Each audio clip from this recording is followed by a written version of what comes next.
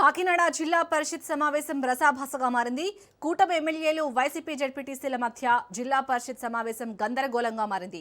సమావేశానికి అంబేద్కర్ కోనసీమ జిల్లాకు చెందిన ఉన్నతాధికారులు హాజరు కాకపోవడంపై జడ్పీటీసీలు ఆగ్రహం వ్యక్తం చేశారు. సమావేశం నుండి వాకౌట్ చేస్తూ చైర్మన్ పోడియం ముందు బైఠాయించి గత 2 ఏళ్లుగా జడ్పీ సమావేశానికి కోనసీమ జిల్లా కలెక్టర్ హాజరు కావడం లేదని నిరసన తెలిపారు. సమావేశంలో జడ్పీటీసీలకు ఎంపీ పిల్లి సుభాష్ చంద్రబోస్, ఎమ్మెల్సీ కుడిపూడి సూర్యనారాయణ మద్దతు తెలిపారు.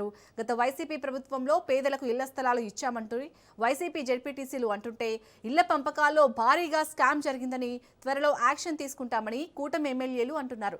ఇలా ఇరు వర్గాల మధ్య సమావేశం వాడివేడిగా సాగింది.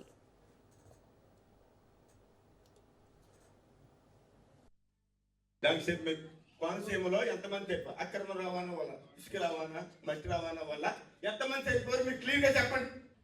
వితౌట్ పర్మిషన్ లేకుండా రాత్రి ఇష్టం వచ్చినట్టు దొంగ చేసేస్తా ఉన్నారు. ఎక్కడ పడితే అక్కడ మట్టి, ఇసుక, బొండు